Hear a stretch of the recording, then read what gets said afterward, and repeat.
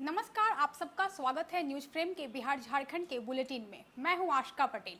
News frame का आगाज हुआ है आपकी आवाज को बुलंद करने के लिए, अन्याय के खिलाफ आवाज उठाने के लिए और हुक्मरानों तक आपकी आवाज पहुंचाने के लिए। तो चलिए शुरुआत करते हैं आज की खबरों से। लातेहार दौरे पर पहुंचे पूर्व मुख्यमंत्री और पूर्व केंद्रीय मंत्री अर्जुन मुंडा ने भाजपा कार्यकर्ताओं से मुलाकात कर संगठन को मजबूत करने के टिप्स दिए। उन्होंने जिले में केंद्र सरकार द्वारा स्थापित मॉडल एकलव्य आवासीय विद्यालय की जानकारी भी ली। अर्जुन मुंडा ने कहा कि भारत सरकार की यह पहल सुदूरवर्ती इलाकों में रहने वाले बच्चों को गुणवत्तापूर्ण शिक्षा देने के उद्देश्य से शुरू की गई है। इस स्कूल में सीबीएसई पैटर्न पर पढ़ाई होगी ताकि छात्र छात्राएं प्रतियोगी परीक्षाओं की बेहतर तैयारी कर सके और अपने जीवन का एक ठोस लक्ष्य तय कर सके। +2 स्तर के विद्यार्थियों को यहाँ बेहतर शैक्षणिक माहौल मिलेगा। आकर के बहुत प्रसन्नता इस बात के लिए हो रही है कि अभी यहाँ पर लोगों ने भी सूचना दी और मैंने सूचना भी लिया कि भारत सरकार ने जो एकलव्य मॉडल रेसिडेंशियल स्कूल, जिसके माध्यम से सुदूरवर्ती क्षेत्र में रहने वाले विद्यार्थियों को, बालक बालिकाओं को अच्छी शिक्षा मिले, सीबीएसई पैटर्न में उसकी तालीम, उसकी शिक्षा हो, ताकि कॉम्पिटिटिव एग्ज़ाम के लिए शुरू से अपनी तैयारी कर सकें और एक लक्ष्य निर्धारित कर सकें। बच्चे के अंदर में एक उद्देश्यपूर्ण तरीके से शिक्षा प्राप्त करने की इच्छा जागृत हो। और बहुत दिनों से इस क्षेत्र में इसकी कमी थी। अब यहाँ पर एकलव्य मॉडल रेसिडेंशियल स्कूल जो केंद्रीय विद्यालय के तर्ज पर चलेगा, केंद्रीय विद्यालय के रूप में चलेगा। लातेहार से आशीष वैद की रिपोर्ट। आजसू पार्टी मुख्यालय में कार्य समिति की बैठक की गई। इस बैठक में आगामी 22 जून को बलिदान दिवस मनाने की चर्चा की गई। इस दौरान कहा गया कि 22 जून को बलिदान दिवस के अवसर पर राजनीतिक कार्यक्रम का आयोजन किया जाएगा। इस बार रांची मुख्यालय में बलिदान दिवस मनाया जाएगा और सभी जिले के प्रखंड पार्टी के पदाधिकारी और प्रतिनिधि को उपस्थित होने को भी कहा गया है। आज पार्टी मुख्यालय में पार्टी की मुख्य इकाई पार्टी कार्य समिति की जो नीति निर्धारण के लिए निश्चित की गई, उसकी आज बैठक आहूत की गई है। और बैठक में आगामी 22 जून जो हमारा बलिदान दिवस है, उस संदर्भ में हम लोगों ने राजनीतिक कार्यक्रम तय किया है। 22 जून को बलिदान दिवस के रूप में प्रदेश भर में हम सभी लोग याद करते हैं और 22 जून को फिर से हम सभी लोग इस बार रांची मुख्यालय में प्रदेश भर के सभी प्रखंड मुख्यालय के हमारे पदाधिकारी और प्रतिनिधि संयुक्त रूप से रांची में एकत्रित होकर बलिदान दिवस मनाने का पार्टी ने निर्णय लिया है। रांची से रूपम की रिपोर्ट।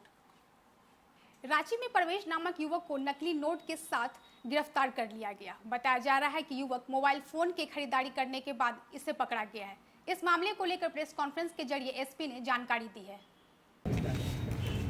ये जो एक मोहम्मद परवेज है, जिनका सुधा कॉम्प्लेक्स में दुकान है मोबाइल का, तो एक लड़का बच्चा आया और उसने एक मोबाइल खरीदा, उसका पैसा दिया, तो वो चेक कर पाया कि नोट का सीरीज एक ही नंबर का है, तो समझ में आया जाली है। तो उन्होंने थाने को सूचना दी, तो थाने ने फिर लड़के से पूछताछ किया और जब से घर पर पहुँचे तो उसके पिताजी के पास से और भी 29 नोट बरामद हुए। और ये नोट देखते प्रथम दृष्टया ही लग रहा है कि अभी जो है जो आदमी पकड़े गए हैं उनसे पूछताछ की जा रही है कि इसका स्रोत क्या है। हालांकि अभी वो कुछ भी बताने से इनकार कर रहे हैं, इन्वेस्टिगेशन चल रहा है। तीसरी थाना क्षेत्र के खोरो डैम के पास एक बाइक सवार अज्ञात अपराधियों ने 1.5 लाख रुपए लूट लिए थे। इस घटना को लेकर पीड़ित ने तीसरी थाना में लिखित शिकायत की थी। इस मामले में पुलिस ने 4 आरोपियों को गिरफ्तार किया है। तीसरी थाना अंतर्गत 10 तारीख को 6:30 बजे लगभग शाम को साधु नाम का एक मोटरसाइकिल से खोरो गांव जा रहा था और उसका पीछा 2 मोटरसाइकिल पर सवार 6 लोग, जिसमें सिकंदर, रमेश, सरवन, विक्की, अजय तुरी और सचिन तुरी 3 सवार होकर उसका पीछा किए। और आगे जाने के बाद शंकर साहब एक है जो खोरो गांव में इसको इंतजार कर रहे थे। जाने के बाद दीवान जोत जाने के बाद ये उसका मोटरसाइकिल लूट लिया और वादी का आरोप है कि 1,55,000 रुपया भी नकद था। गिरिडीह से संतोष तिवारी की रिपोर्ट। गुजरात के अहमदाबाद में हुए विमान हादसे पर मुख्यमंत्री नीतीश कुमार ने दुख जताया है। उन्होंने कहा कि इस दुख की घड़ी में वो पीड़ितों के साथ है। शोक की इस घड़ी में उन्होंने प्रभावित परिवारों के प्रति संवेदनाएं जताई है। इस हादसे में गुजरात के पूर्व मुख्यमंत्री विजय रूपानी का निधन हो गया है। सीएम नीतीश ने अपने एक्स अकाउंट पर लिखा, अहमदाबाद में हुआ विमान हादसा अत्यंत दुखद है, हृदय विदारक है। एयर इंडिया के विमान हादसे की इस खबर से मैं अत्यंत मर्माहत हूँ। शोक की इस घड़ी में मेरी संवेदनाएं सभी प्रभावित परिवारों के साथ है। आज भागलपुर में राज्य और केंद्र सरकार की नीतियों के खिलाफ कांग्रेस पार्टी का आक्रोश फूट पड़ा है। नौकरी दो या सत्ता छोड़ो के नारों के साथ सैकड़ों की संख्या में युवा कांग्रेस और महिला कांग्रेस की कार्यकर्ता सड़कों पर उतरे। प्रदर्शन का नेतृत्व भागलपुर के विधायक अजित शर्मा कर रहे थे। प्रदर्शनकारी समाहरणालय पहुंचे और मुख्य गेट के सामने नारेबाजी करते हुए जोरदार धरना प्रदर्शन किया। देखिए, आप मीडिया वाले लोग सभी जानते हैं कि यहाँ से 25 से 30% लोग बिहार के लोग बाहर काम करने जा रहे हैं। यहाँ पर नौकरी नहीं मिल रही है। क्या सरकार का यही काम है? युवक लोगों को नौकरी नहीं देंगे आप महिलाओं का हालत देखिए, महिला लोग भी संघर्ष कर रही हैं, इनको भी कोई सम्मान नहीं मिलता है। हम लोग का आज है नौकरी दो या सत्ता छोड़ो। सीधे युवकों को बाहर नहीं जाना पड़े, यहाँ इंडस्ट्री लगनी चाहिए, युवकों को रोजगार मिलना चाहिए, बच्चियों को रोजगार मिलना चाहिए।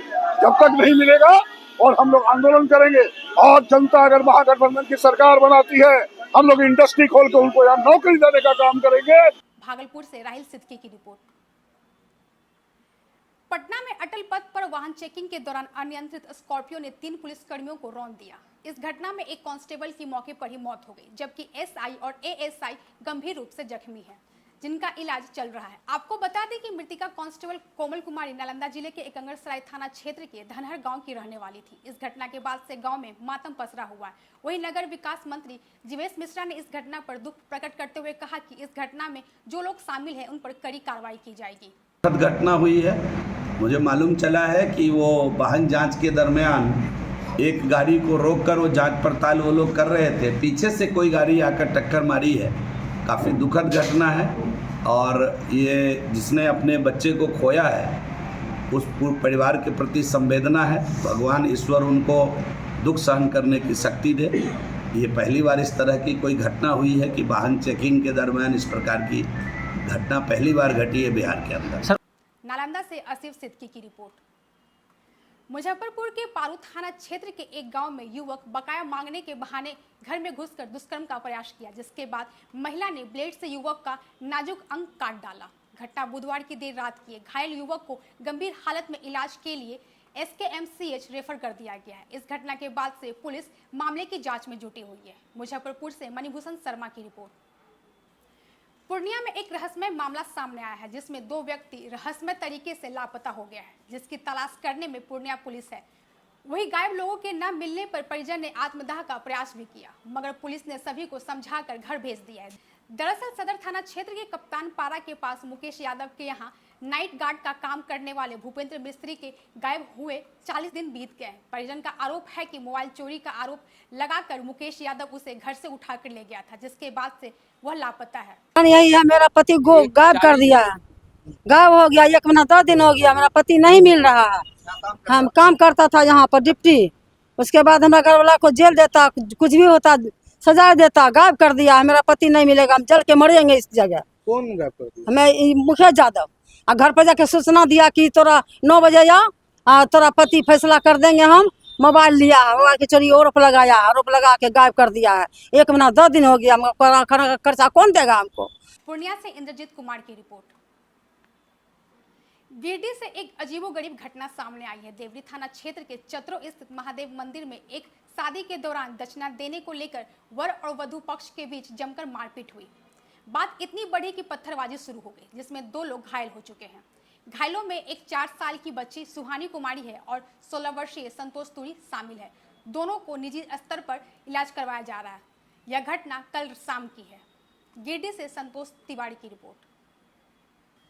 अभी के लिए बस इतना ही। देश और दुनिया की सभी खबरों से अपडेट रहने के लिए हमारे YouTube चैनल को सब्सक्राइब करें, हमारे Facebook पेज को लाइक करें और अपने सुझाव कमेंट बॉक्स में जरूर लिखें। अब हमें दीजिए इजाजत। धन्यवाद।